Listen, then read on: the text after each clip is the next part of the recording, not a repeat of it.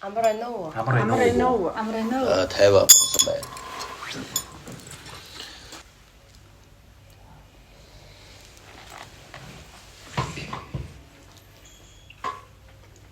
Ой, энэ чинь өвөөгийнх нь аймс үнэж чэнэ дээ.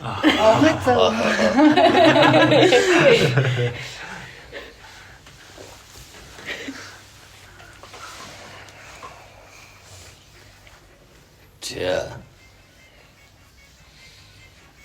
Нэгнийгээрээ сайхан мэддэг юмнуудаа сайхан хэлэлцэндээ. Хоорондоо.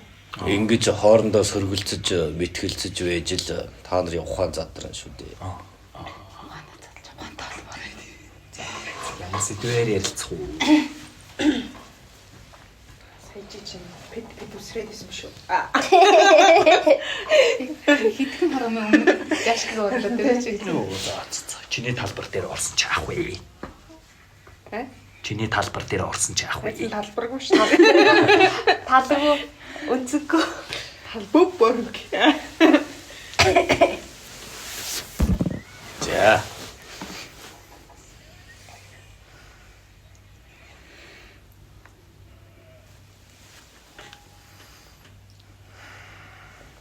Байдгүй юу?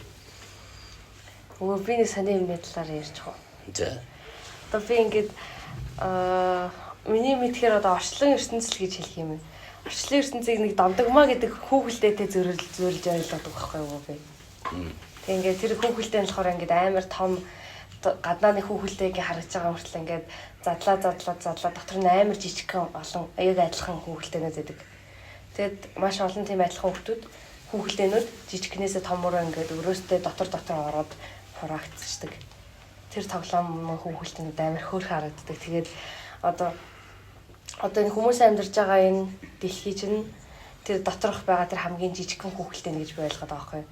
Тэнгүүд хүүхэлдээнүүдийн царай нэг адилхан.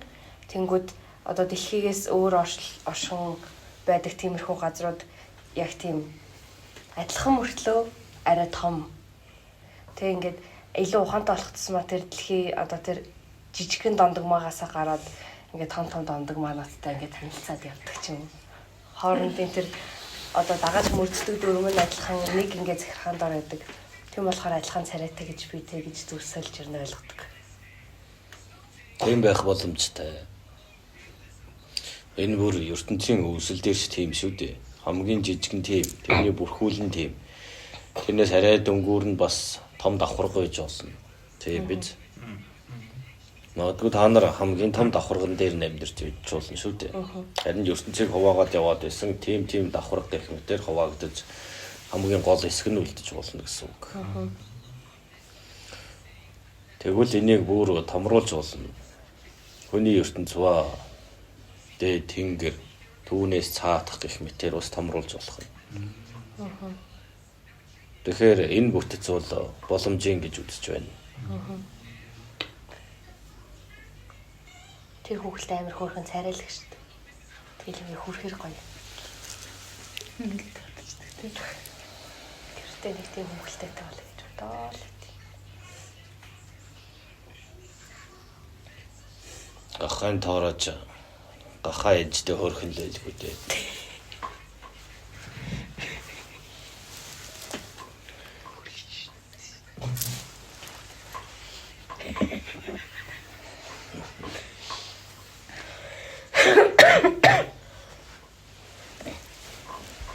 Өө бас нөгөө нэг ер нь хүмүүсийн шинжлэх ухаан гэж зөндөг судалдаг шүү дээ тий. Тэгээд ер нь 100 жилийн өмнөөс квант физик гэдэг юм нэлийн судалж байгаа байхгүй хүмүүс. Тэр нь утга нь юу гэсэн үг вэ? Физик гэхлээр одоо ингээд ертөнцийн байгаа зүйлс яагаад хөдөлдөг. Тэгээд хөдлөхөөр ингээ яаж тэнцвэрт ордог. Тэгээд ингээ бодисын шин чанар энэ төр тиймэрхүү юмыг судалдаг тийм нэг шинжлэх ухааны салбар гэж хэлээд тэгсэнгүүтээ квант физик гэдэг нь болохоор бүр тэр одоо нэг жишээлбэл чулуун дээр ярихад нэг чулууг бүрлүүлж байгаа тэр жижигхэн хэсгүүдийг игэл бөөмс гэж нэрлээ. Тэр игэл бөөмсийнхоо ажиглаад судлаад тэднийг бүр жижигхэн хуваагаад судалдагыг нь болохоор квант физик гэж хэлдэг байгаа байхгүй. Тэгээд тэр салбарыг болохоор 100 жилийн өмнөөс нэлээд сайн судалж эхлээд тэгээд яг эрдэмтнийхээ нэрийг сандаггүй. Ямар ч нэг эрдэмтний хийсэн тэр судалгаан дээр нь болохоор одоо энэ тэр игэл бөөмсүүд нь ингээд зөвхөн ажиглаж их үед л яг нэг төлөвт орж чаддаг гэх юм уу. Тийм нэг эрдэмтэн судалгаа гээд тэрийг нь 50 жилийн туршид ерөөсө хүмүүс эрдэмтэд бусад эрдэмтэд нь болохоор тэрийг нь няцаагаад тэгээ сүүлийн үед ер нь бол тэрийг нь нөгөө багаж төхөөрөмжөнд сайжраад сайн судалдаг болоод за тэр нь үнэн байсан юм байна гэдэг. Тэр яг судлаад олсон юм нь юу вэ гэхээр ингээд маш нарийн багаж төхөөрөмжөөр тэр жижигхэн игэл бөөмийг харангуут яг харсан үед л яг нэг газараа тогтдог гэж байгаа байхгүй. Хараагүй үед энд ч байж болдог, тэнд ч байж болдог. Одоо би ингээд тэр игэл бөөмийг харахгүй байлаа гэж бодоход хаана байгаа нь мэддэхгүй, тэнд ч байж болно, энд ч байж болно. Магадлал нь амар сонио 50-50% гэдэг ингээд хуваагдсан. Тэгээ ингээ харах үед яг нэг газараа тогтдог гэж байгаа байхгүй. Тэгээд хүмүүс болохоор энийг амьдралтай холбож ойлгохдоо аливаа зүйлд ингээ анхаарал хандуулахгүй бол тэр ингээ оршин тогтнохгүй гэх юм уу. Анхаарал хандуулах үед л одоо тэр бүх бодис бүх одоо амьдралыг бүрдүүлээд байгаа тэр игэл бие, игэл жижигхэн хэсэг нь яг ингээ бийтэй болж байгаа гэх юм уу. Оршиж гин гэж тэгж тайлбарлаад тэгээд анхаарал хандуулахгүй л бол тэр ингээ оршихгүй гэсэн тиймэрхүү одоо гүн ухаантай тэгж холбож ирнэ хүмүүс ойлгоод байдаг. Тэгээ сүүлийн үед ер нь тэр судалгааных нь багаж магажаар нь батлагдсан.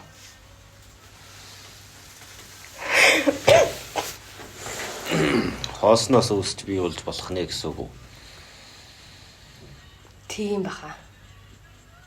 Одоо хүний нүдэнд үл үзэгдэх наривчин шинжлэх боломжгүй. Тийм төлөвийг гэсэн үг үү дээ. Тэр нь бөөгнөрөх үедээ харагдана. Бөөгнөрөхгүй үедээ эргэн тойрон харагдахгүйгээр байдаг гэсэн утгатай юм уу да. Тийм. Ингээд хүн яг тэрийг нь ажиглах үед л тогтоод байна гэх юм уу? Ажиглах үед л яг ингээд би болоод бүрлдээд энэ нь ямар нэг эрчим нь өөрөө хөдөлгөөнгүй байж байгаад нэг чиг авмагц нэг төлөвт бөөгнөрөхийг хэлээд байна да. Түүнээс үүсгүр бий болж эхэлнэ гэсэн санаа юм байна. Тийм үү? Тэгвэл тэр үүсгэж байгаа хүчийн удирдагч нь юу байх вэ гэдэг нь бас сонирхол татаж байна гэсэн. Харин тэрийг судлаагүй гэсэн. тийм. Ямар үед нь энгийнээрээ оршиж байдгийг, ямар үед нь харагдах төлөвтөө бүр эд зүйл болж эсвэл өөр нэгэн зүйл рүү дүрсэн хувирж шилжиж байна гэдгийг хэн захирдаж хэн үүрэгддэг юм болоо гэдэг. Зарчмыг юм уу да. Тэрнээс огт байгаагүй байж ийснэ гинт би бас бий болно гэсэн үг биш байх нэ шүү дээ. Энэ ертөнцийн тэр чигээрээ эрчим гэж үзвэл тодорхой нэг хөдөлгөгч хүч заавал байх ёстой гэсэн санаа байна. Тэр хөдөлгөх хүчийг нь болохоор тэр эрдэмтэнч бай тэрийг судалсан юмыг нь гүн ухаантай холбож ойлгоод байгаа хүмүүс нь ч яг юу байдгийг нь сайн мэдэхгүй.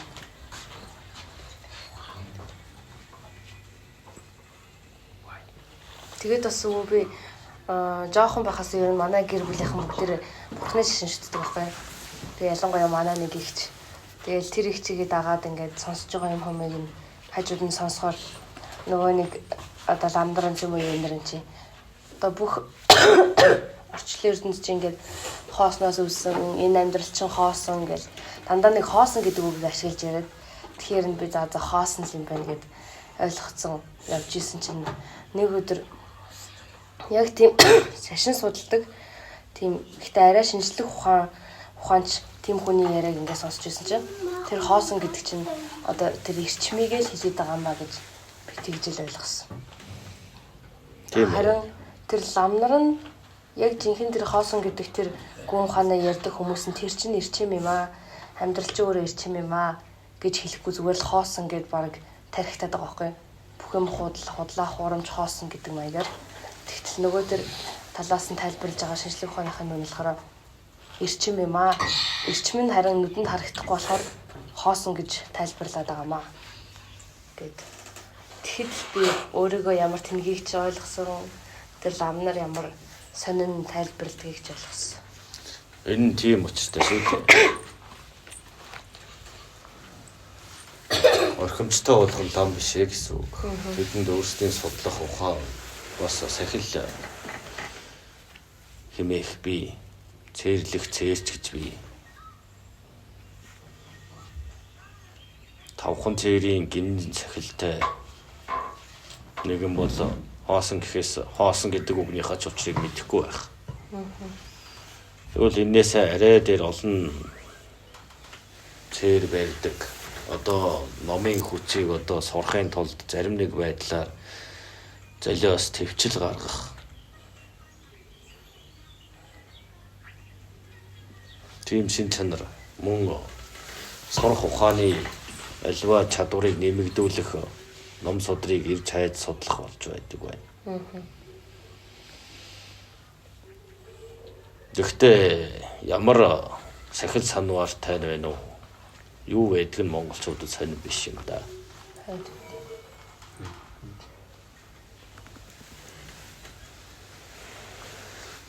За өөр үгүй. Одоо энэ хязгааргүй дэлхий дээр хязгааргүй од ирэхээс галактик гэд энэ бүх зүйлсийг болохоор их тесрэлтээс үүдсэн гэдэг шинжлэх ухааны шинжлэх ухаанчид үздэг. Тэгээд яагаад үүссэн бэ гэдэг чинь болохоор оргуу хоосноос бол үүссэн гэдэг. Оргуу хоосон гэдэг зүйл яагаад оргуу хоосон бэ гэдэг тайлбарлахтаа юу гэж байгаа юм. Нэг нь болохоор эерэг матери гэж байгаа юм. Нөгөөх нь сөрөг матери гэж байгаа юм. Хоосныг зүйлийг болохоор эерэг сөрөг гэд хоёр задлцаан гэж байгаа байхгүй юу. Хэрвээ энэ хоёрыг нийлэх юм бол хоосон гэж шинжлэх ухааны талаас нь үздэг өвөө. Тэгээд хэрвээ энэ бид болохоор манайчлууд эерэг матери дээр үүдэлтэй үүдсэн гэж үздэг.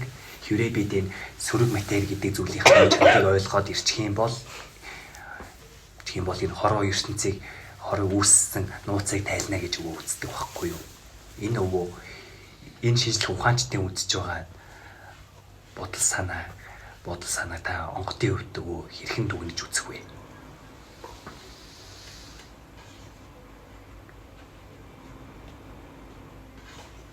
Хоосон матери гэж үгсгүй. Матери гэдэг чинь эрчим гэдэгтэй л ойролцоо үг.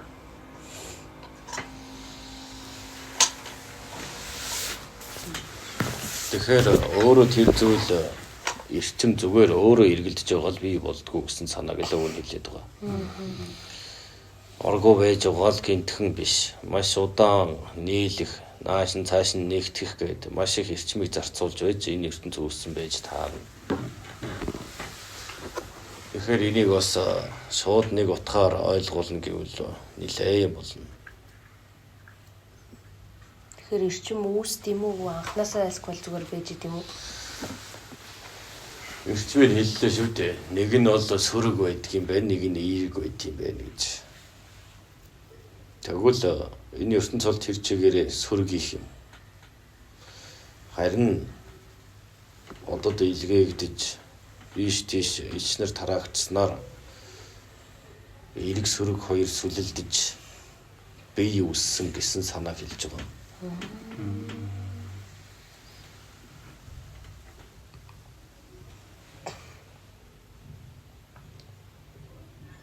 Өдгөө хүртэл эерэг сөрөг хоёр сөрөгийн газар эерэг нь оршиж байна гэсэн үг юм уу да. Үндсэн газар нутг нь бол сөрөгийн газар. Мэдлийн газар нь харин дайрч товтлох нь эергийн газар байх нэ гэсэн үг юм.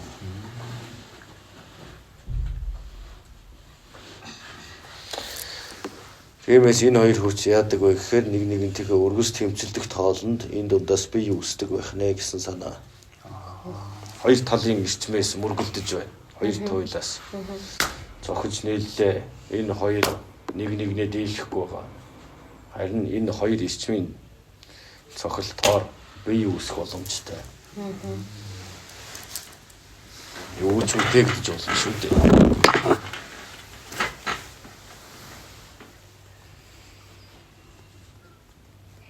За өөр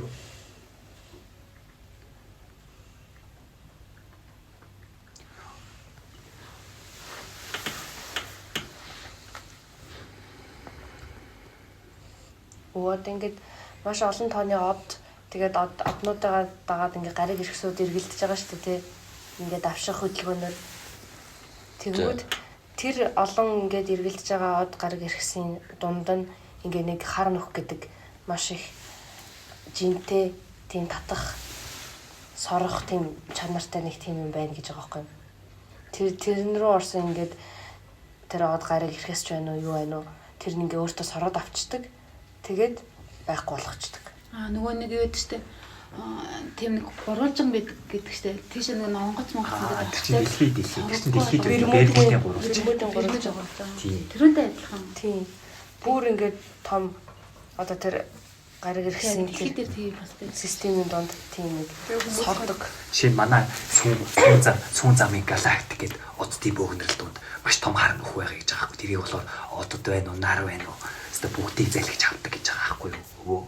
Тэгээд тийм их ирчим өвөө хураагтай залгигдчихад өвөө тэр дараа нь хар нөх яад юм бол өвөө Хүмүүс бас зөндөө судалдаг хэрнээ одоо хүртэл нууцыг нь олоогүй. Өөр хэлдэ шүү дээ. Энэ орсхоогоос ахуулаад энэ бүхэл чинь тэр чигээр гэрэл шарахгүй дунд байгаа гэж. Тийм үү? Тийм. Тэгээд тэр нэгэнт гэрэл гэгээ болгож ирж байгаа зүйл байгаа бол гэрэл гэгээг унтраах бас нэг хүч байна гэсэн үг. Тэгээд энэ хоёр чинь Баланс юм биш. хоёр талын туйл байна шүү дээ. Аха. Нэг нь нөгөөгөө хизээш дийлэхгүй. Гэхдээ гэрэл өхөн нөгөөх нь залхихаа залгидгэл зүйл гэсэн үг. Гэхдээ чадлан тэнцүү хийгээл юм. бас тэгвэл дэлхийг тэр сонин бин дэлхийн байсан үрдийн газрыг болохоор урд нь хар хүчинд эзлэгдсэн байсан газраа гэж үзээд байгаа байхгүй юу. Тэгээд тэрийг яасан бэ гэхээр тэр мөнхөд үргэлжлэх энэ харанхуйг ялан дийлэхийн тулд маш их гэрлийг болохоор зах хязгааргүй энэ сансарлаа ингэж татаж төрсөн гэж байгаа байхгүй. Тэр нь болохоор бидний нүдэнд харагдаад байгаа тоолж барангүй их оддыг үтгсэн гээд тэгээд энэ хоёр харанхуйг бүрэн дийлж чадаагүй ч гэсэн тэр амьдрал үүсгдэг хүч болсон гэж бас өвөө үзтiin бэлээ. Тэр нь үний болов. Овон тэрийг хэлсэн шүү дээ. Хоёр талын эрчим нийлжиж бие үүснэ гэж. Энэ хоёр хоорондоо мөргөлдөд бие үүснэ гэж. Нэг нь гэрэлтэж байна. Нөгөө нь сорж байна. Нэг нь өгж байна. Нэг нь сорж байна. Энэ хоёрын эрчим хизээж нэг дор бөөгнөх боломжгүй юм. Тийм учраас хоёр талаас илгээд энэ хоёрын давлгаа захилт юу болох вэ? Уцаад тэлнэ. Дахиад ингэсээр үүсдэг гэсэн үг юм. Хоёр талаас усны тогтмол усанд хоёр талаас хоёр хүн зогсож байгаад хоёр талаас нь шахуурж байна гэсэн үг шүү дээ. Давлгаа үүсгэж.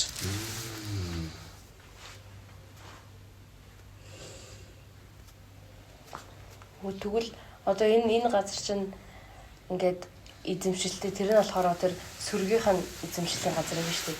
Тэгвэл иргийнхний эзэмшлийн газар бид нар ерөөсөө мэдэхгүй гэсэн үг. Мэдэж яах. Мэдэхгүй. Тэр нь тэнгэр юм аа. Мэд жавлаа гэж юунд хэрэгтэй вүлээ? Сүргийг мэд жавлаа гэж бас юунд хэрэгтэй вүлээ? Эсвэл аль хүчтэйд нь эсвэл хоёулангийн ашиглаж сүгдэм өргөх юм болов уу? Хүмүүс ч чадна л да. Бас монголчууд хэлдэг шээ. Манайд бурхан ч байхгүй, буухч байхгүй байлаа гэд. Хоёул ашигтайг нь сонгоно. Хоёул ашигтай бол хоёуланд нь л ойлгоно шүү дээ. Олон улсад бол яг тийм байр суурь эзэлдэг шүү дээ манайх ч. Төвийг сахидаг гэдэл зүгээр.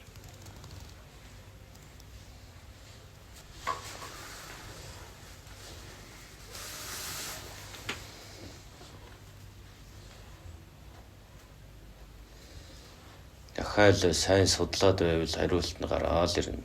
Эрдэмтэн тайлахад бүр амар үз. Гэхдээ хизээ юм бол одоо энэ ханы том угаас дийлэхгүй тийм шилдэг юм тангаач үлдээж чадахгүй шүү. Ханаад нэр яах вэ?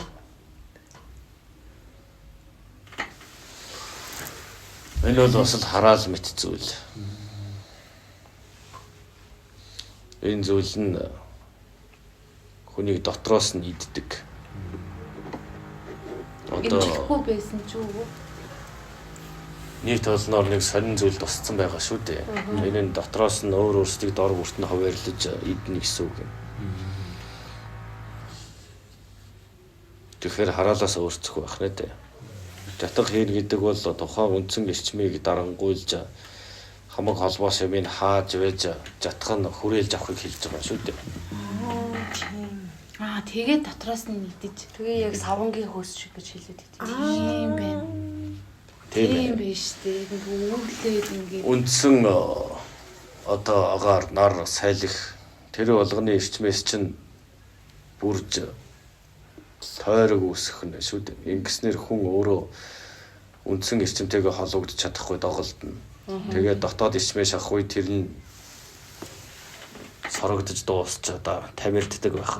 Нэмж шимтээжэл эрч хүчээ нөх гэхээр гаднаас нь бүрчихсэн. Өөдөө энэ хараалыг тарих харах байдаг ах тийм. Сэтэлж тайлна. Дотоод хүчээр нэгснэ дотоод сэтгэлийн хүчтийнхээ гэдэг зүйлээрээ өөрийн бүрж хааж байгаа зүйлийг сэтэлж гаргах гэсэн. Одоо хүн өөрөө тайлж чадахгүй. Тодорхой хэмжээний чадварт нь тайлж өгнө гэсэн үг. Тэгж байж тэр усны хөөсмөд хүрээсэн хүч сарнин алга болох юм. Сэтлээд гаргаж ирэх үед тэрэнд нар гал ус Эрчмүүдээсээ ингээ аваад эдгээр эрчмүүдийг дүүргэж холбож өгөх нь шүү дээ. дотроосоо ингээд байж байгаа шүү дээ. Сэтгэлж ингэж орж ирэхлээр дотроосоо. Ингээд тэлж эхэлж буцаад эргээд хэвэндээ орж байгаа царай нь болох нэ. Тэгвэл тэр гол юмнуудаас холбоогоо тасарчвал тэгэл чад болох нь шүү дээ. Нэр бол эрчмээ авч чадахгүй гэсэн үг. Тэгэл хүн улам суйлдаж хямарж эхэлнэ гэсэн үг шүү дээ. Өөрөөсөө эрчмээ авах гэж гадна тарж гэсэн байна. Тав эрчим л. Хүн өөрөөсөө ялгаруулах болцоо ховор. Учиг нь хүн гаргуугаар амьдарч чадахгүй, усгүйгээр чадахгүй, галгүйгээр чадахгүй. Газаргүйгээр, төмөргүйгээр ч байж чадахгүй. Тэгэхээр энэ амин чухал зүйлсийг заавал өөртөө шингээж авч байж дээд чадвартай хүрнэ гэсэн үг шүү дээ. Зөв ашиглаж байж. Хүмүүс гэдэг өөрсдөө ингээд тэрийгэ домнож өөрсдөө яаж чадахгүй мэсэлж чадахгүй гэж үү? Чадахгүй. Гаднаас нь Тэгэхээр тэр нь бол энгийн үний Хүн чадамжаа. дотроосоо сэтэлж чадахгүй юм байна. Гаднаасаа сэтэлж таван эрчмээрээ таван эрчмэн гэдэг. Юусаа авч тэгэж. Одоо яагаад энэ хүн дотроосоо болохгүй гэдэг шалтгаан нь хитрхи их олон тоонд байгаа учраас юм шүү дээ. Эхлээд явцын дунд чигшигдэхэд дор бүрд нь ингэж тойрог үүсгэж бүчнэ гэсэн үг юм. Тэр үуч. Тэндээс бас чанартай чанаргүйг нь ялгах нь шүү дээ. Тийм ээ. Тэгээд цөөрөд ирэхлээр Тэр үе шалгарал явагцаар байх болно гэсэн үг юм. тэгэхээр нөгөө нэг энэ Арай дороогууд нь нэмхэн хөөс байлаа гэхэд тэр дороогуудын дийлнэ. тийм ээ. Арай хүчрхийг нь бол дийлэхгүй гэсэн үг. Удаан тогтож чадахгүй. Тийм ээ. Тэр өө тэр сэтэлж гаргах хүмүүс нь одоо хэр олон бах вэ? Цаг нь болохоор гараад ирнэ. Одоо биш. Одоогоор тодорхой тоонд хүрээгүй байхад Хийж болохгүй. Задлж. илгээж болохгүй байх нэ гэсэн үг. Тэгэхээр Тэр нөгөө хүмүүс чанагууд нь бас үлдэх гэж тэмцээ мэдээж тэмцэж тэр аргыг бас. Тэр хүмүүс нь бид нар гэж болох уу? Тэг боломж байгаа юу гэж. Байх боломжтой нүү. Арай болоогүй. Бид нар тэгж чадах. Чараа байна уу? Аа тэгвэл наад ханиалгаж байгаа нөхрөө шууд домд одоо. За. За бачраас Сая дамцсан бах юм өчлөө. Юм уу гэдэг те. юм биш. Хоолоо. Өө танаас юм асууя л та. Энэ нөгөө хүний муу санаанаас үүддэг хүчийг онгод тэнгэр дээцүүд бол альбитууд гэдэг. Тэгээ альбитийн эрчим нь болохоор яг сайн газар усны эздүүдээс заримдаа сул доорой. Тэнгэрийн эрчмээс сул доорой. Нар болон сарны эрчмээс ч сул доорой. Тийм байж ч өвөө яаж энэ их хүчнүттэй өвөө тэр альбитуу тэсэлдэж чаддсан бол ганцхан бодож байгаа биш дээ. Одоо энэ улс орноо хар. Тэгвэл өнгө зоосон төлөө хүн бос болоод байна. Бүгд л тэрийг авахын тулд, тийм юмтай болохын тулд тийм их хүсэж мөрөөдөж мөнгө зоос гэж байгаа бол тэр болгоно юуны эрчим байна. альбит Шунал хүсэл. Энэ болгоо олноороо бөөгнөрж ирэх нь альбидийг эрчимжүүлж чаддаг гэсэн үг юм. Тэрээр хүссэн хүнийхээ цаг хугацаанаас хором уулж аваад өөртөө авах хүчтэй. Тиймээс тэдний хүчийг өгж байгаа, тэжээж байгаа зүйл нь бол хүмүүс өөрсдөө юм.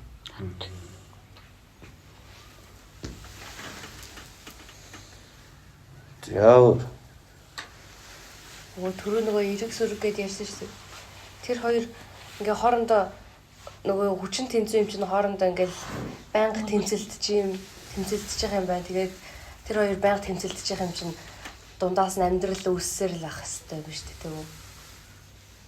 Тийм ээ. Тэгээд амьдрал үүсээд байгаа гэдэг нь одоо цаг хугацаа яг тэр газар нь бас заавал байх хэрэгтэй гэсэн үг. Энэ тхийн цаг хугацаа тэр үүсэж байгаа газрын цаг хугацаа бас өөр байх болно гэсэн үг юм. Та нар эндээсээ гарч үзээгүй гэж өөр газрын цаг хугацааг хэмжих боломжгүй гэсэн. Энэ нь тодорхой зохиогдсон бөгөөд хизээний эхлэл нь байгаа бол өрнөл төгсгөлтэй байгаа л гэсэн үг. Хүн тэгэл мэддэг биш үү? Тэгвэл өвөө тэр одоо нөгөө нэг тэр дундын эрчмээс нь шалтгаалаад ямар нэгэн одоо нөгөө нэг би арчлын ертөнц ч юм уу тийм юм үүсээд байгаа гэж байгаа бол хүн болвол тэрнээс юусэн хамааралгүй тэр хүч мөч хамааралгүй зүгээр л ингээд биологийн югаараа л ингээд өсөөд явж байгаа тэр хүчнээс хамааралгүй юу? Хүний одоо тэр Та нарын сүнс бол тэнгэрийн эрчмээс гаралтай. Илгээгдэж ирдэг. тэгэхээр хамаарал. Нэг талаар яаж вэ? Өөрийнх нь үндсэн газар дээр эрчим илгээгдээд зохигдоод хүн бий болчлоо. Амьд ч юм уу. Энэ дунд ертөнц улаа өөрчлөө. Тэгэхээр аль тал нь л хүчтэй дайрнаа л гэсэн үг шүү дээ. Нөлөөгөө авах гэж үзэлцээ л байх бол. Байнгын танд. Оо бас энэ урд нь хар хүчний урд нь шилтгүүд байсан хүмүүс л болон ялагдсан түүхүүд сонсогдож байна л да. Тэдний өвөө одоо хаана байгаа вэ? Хар хүчиндээ харьяалагдахаа болсон уу? Эсвэл тэнгэрч тэр хар хүчтэй дээж тэр хэрэггүй хэрэгцээгүй болцсон уу? Нэг хэсэг нь саран дээр байгаа, нэг хэсэг нь газар дорчин төмөр овдорт байгаа. Тэгэхдээ хүмүүс маш сайн ухаж гаргаж ирж байгаа. Ер нь тэгээд энэ ороо босгоо байдал чинь ийм зүйлээс л үүдэлтэй шүү дээ. Шунлаас үүдэлтэй. Болохгүй. Байх юм байгаагаараа байх ёстой гэдээ байхад тийм ч юм олж гаргана, ийм ч юм ухаж гаргана гэж энэ ертөнцийн үйл хэргийг гажуудуулж байгаа шүү дээ.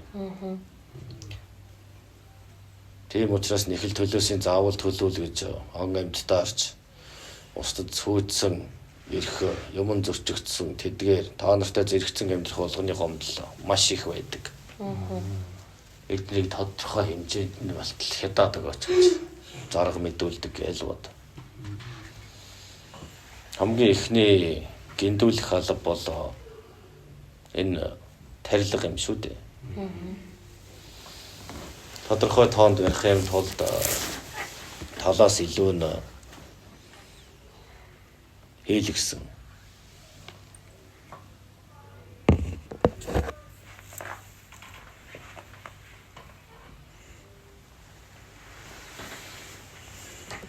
Өсөж чадахгүй, эрүүлж чадахгүй, айжмар унтах тохиргоотой эдтэй.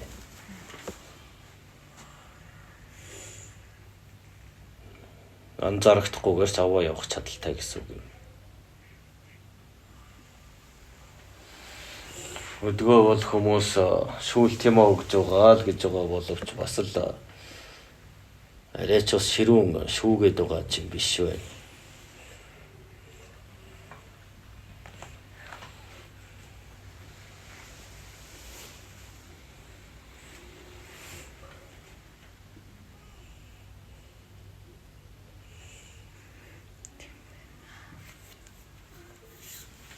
Яагаад гэж чимээг болж сонсоод. Шүүлт эхлэнээс хүмүүс бүр амар стресстэй, бухимдалтай. Дотроос асч дүлцчих гээд л байдаг болсон. Тэнцэхгүй болохоор л тэгж байхгүй юу да. Хүмүүс нь өөрийгөө бас мэдрээд байлээ. Нэг сонирн байм биш нэгтгэхээ. Яаж ч оролцсон, яаж ч залдсан тэнцэхгүй бол тэнцэхгүй. Тиймээс тэдрийг харж дагаж хямраад байх хэрэггүй гэсэн үг. Та нарын өөрч байгаа тосрохуу зан өөрч байгаа ачаа чинь нэмэгдэн л гэсэн үг шүү дээ. Гэлээгээд тэнцэх нь ойлгомжгүй юмыг дэмжигээд юу хийж байгаа юм. Та нараас авсаар л байна, сорсоор л байна. Тэглээгээ тэр тэнцэхгүй юм чинь. Ингэсээр та нар өөрөө өөрсдийнхөө цаг хугацааг алдаж өөрсдөө тэдэнд идүүлээд дуусгах нь шүү дээ.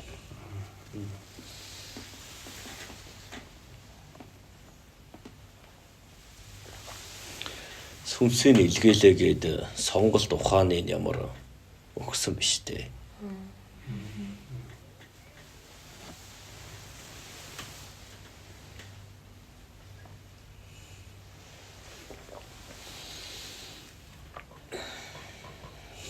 За өвөн ингээд айлдах зүйл дууслаа. Дараагийн удаа хөрөлдөө.